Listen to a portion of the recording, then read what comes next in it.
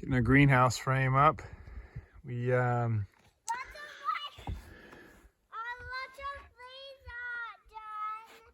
okay. All right. Just getting our greenhouse frame up. We got this for free. It was a carport shelter, and all of the canvas was ripped off of it, as happens to those regularly. And we're going to repurpose it as a greenhouse with a few changes, modifications. As you can see, it's just pretty much a standard frame. It's about 12 feet tall, and I believe it's a 12 by 20, at least on paper, footprint.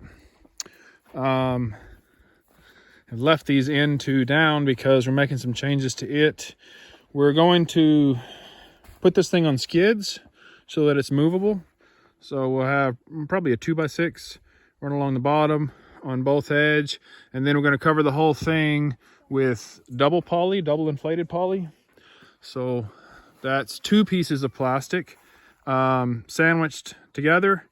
You bring them down, staple both sheets at the bottom to your 2x6, and then we'll put a little trim board over top of that with some of that little foam sealant, little foam tape, and screw that right through the plastic so that both pieces of plastic are sandwiched at the bottom. Stretch it all the way over and do the same thing on this side, and then you do the same thing all around your edge so that you've got 2 pieces of plastic that are sandwiched together, tight all the way around. They're sealed to each other. And then you run air in between those 2 sheets, and that inflates the 2 sheets, form a bit of a pillow, an air pillow. It'll come together at the bottom, and then it'll just pillow out all the way around, and then of course come back again at the bottom. And you inflate those with a little fan. We've been using a little fan that I salvaged off of a heater for our greenhouse up at the house. It's the same system. It's just a 13-watt fan and a little piece of dryer duct that runs into a slot cut in the outside of the plastic. So that's sort of the idea of the double inflated poly. You cut a hole through one piece of the plastic, one layer, not the other layer, just the one layer, and then you tape a duct in there and run a fan on it. And it just blows those 2 layers up like a little bit like a bouncy castle. And then once it's full of air, the fan just keeps blowing and keeps a little bit of pressure on it so it stays nice and tight. And it's got a lot of benefits.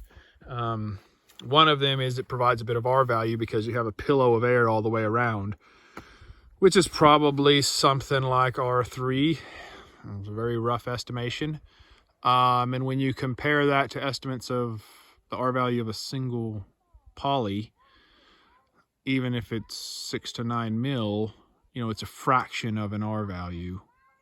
So this is many times more insulated than a standard greenhouse. Even though R3 is considered pretty low for houses, it's pretty good for a greenhouse. So that's the approach we'll use. One of the other benefits of it is it's really tough. When you've got that whole thing ballooned out, it's very hard for the wind to catch it and flap it. And it's not touching the frame anywhere except for the edge, and the edge is pinched down. So it's really strong as far as wind loads go. It's got good R value. We like it. We like it all around. I would use it probably even if we weren't looking for the R value. I'd use it just for the toughness of it. So that's our plan. Of course, this carport shelter wasn't made for that. When we put skids on the bottom, that should handle giving us something to pinch the plastic down to at the bottom, but we need that around this outside edge too. Now, they do make wiggle wire channels. They're expensive. They're going to be hard to install. I just figured, we'll do wood. So we're adding to the inside of these frames so that we can wrap the plastic and have something to staple and pinch it to. The other change we're making, these legs on the ends bend in. All the rest of them have a little bracket, a little foot bracket on the bottom, except for these end ones. For some reason, they made them bend in. So we've just taken them apart, re-drilled the hole so that they will face in along the skid from both sides. And you can see we've done that here. So when this one's lifted up, that'll run right along the top of the skid. That runs down both the base plate on both ends. And then the other thing we're doing, we're putting in, these are roughly 2x2s, at least nominally, like 1.5 by 1.5 inches, something like that. And we've screwed those on, just decking screws, pre-drilled the hole, ran a decking screw through, so that now when we set something on the face of this, it makes contact here and here. Little Judah's over there singing his heart out.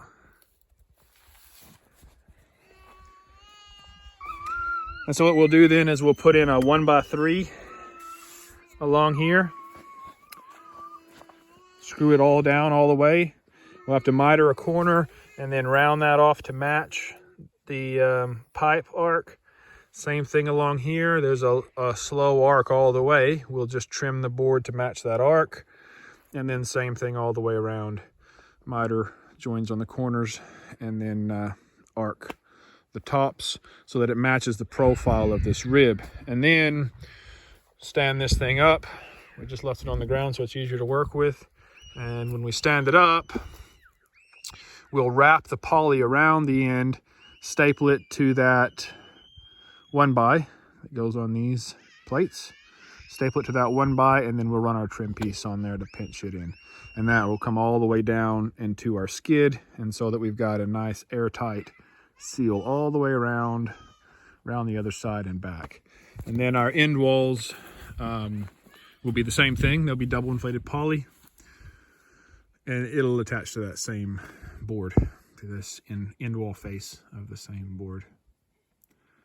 And that should give us our totally sealed up double layer of poly. You don't really need double poly on the north side. You could insulate that, but it's just going to be much easier for us, I think, to have a non-insulated north wall. Just use the double poly.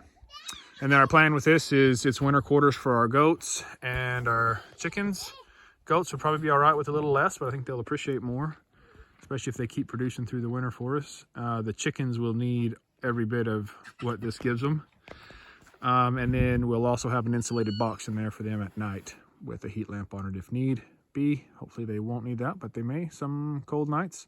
And this will be a 12x20 yard for them to run around in, get lots of sunlight, hopefully produce lots of eggs. That's the idea. And then as you can see, this is sitting in our garden from this year. So they're bedding, any manure that they're bedding doesn't catch any nutrient loss in there will be right where we want it to be uptaken by the garden, and everything that the bedding does catch we'll rake back with the bedding into a compost pile right here handy to the garden. Once it's composted down, we can easily move it back, so we're not moving heavy compost across the yard lot. And then the plan is, as soon as we kick the goats out of this, we can move it wherever we want to start early crops in. It probably won't be here because this is not our no-till section. This is the only section of the garden, of our garden, that we still have in tillage. So probably won't be an early crop on it. We'll move the frame around to wherever we want it, probably over our raised beds over there, do our early starts on it, move it over the tomatoes for the midsummer, move it over a late crop for this time of year, next year, and then put the animals back in it when they need it for the winter. So the idea is to be able to use it all 4 seasons. Our 4 seasons in Saskatchewan are very different from one another. So there's no sense trying to grow plants in a greenhouse really in January, February here. It's just not the climate for it. But certainly extending our season makes sense. And we definitely need the winter quarters, you know, a sheltered place for animals. The goats will use it for the night, and then they'll have access to outdoor pen during the day, except on really nasty days. So anyway, that's where we're at. That's the grand plan. But I'd make a video outlining it.